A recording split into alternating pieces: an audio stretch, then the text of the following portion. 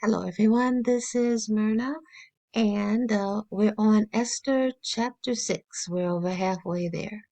And on that night could not the king sleep, and he commanded to bring the book of records of the Chronicles, and they were read before the king. And it was found written that Mordecai had told Bigthana and Teresh, two of the king's chamberlains, the keepers of the door, who sought to lay hand on the king Ahasuerus. And the king said, What honor and dignity hath been done to Mordecai for this? Then said the king's servants that ministered unto him, There is nothing done for him. And the king said, Who is in the court? Now Haman was come into the outward court of the king's house to speak to the to speak unto the king to hang Mordecai on the gallows that he had prepared for him. And the king's servants said unto him, Behold, Haman standeth in the court.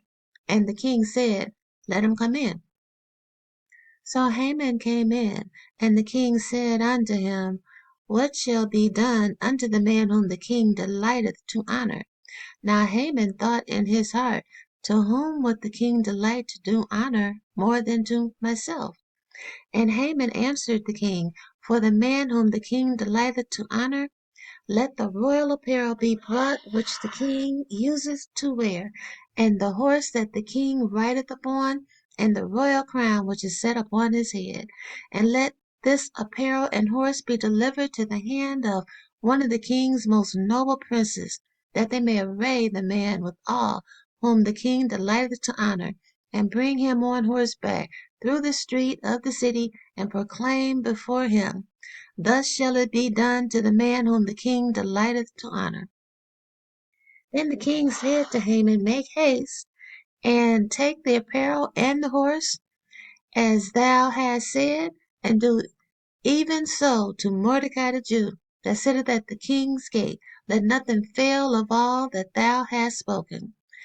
Then took Haman the apparel and the horse, and arrayed Mordecai, and brought him on horseback through the street of the city, and proclaimed before him, Thus shall it be done unto the man whom the king delighteth to honor.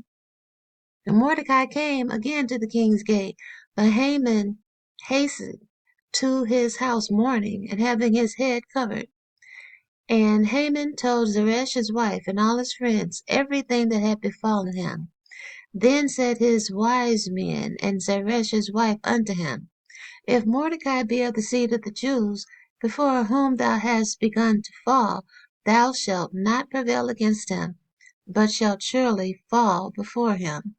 And while they were yet talking to him, came the king's chamberlains, and hastened to bring Haman unto the banquet that Esther had prepared.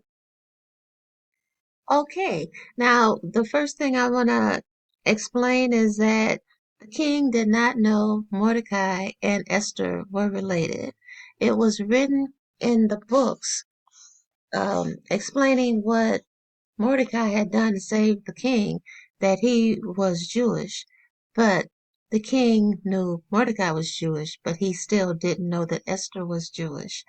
And it's a it's a pretty interesting story now because Mordecai and his wife and his friends and Mordecai was totally surprised. He felt that he was going to be the one who was dignified before the king, because the king seems to have been pretty um, easygoing with him. He had honored him for no apparent reason except that maybe he was a Gagagite.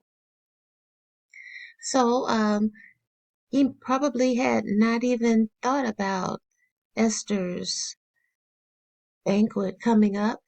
But before, now to me the interesting thing about his wife is that she decided, or she felt that, well, he's a Jew.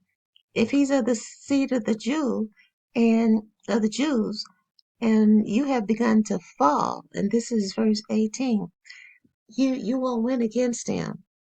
You will surely fall.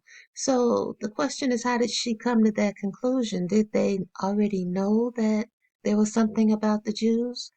Well, That's up to speculation. What do you think? But now Mordecai, well, no, now Haman is about to go to the banquet.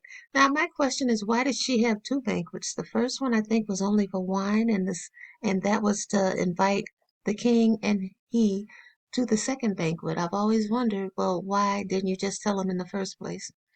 If you have any idea, let me know.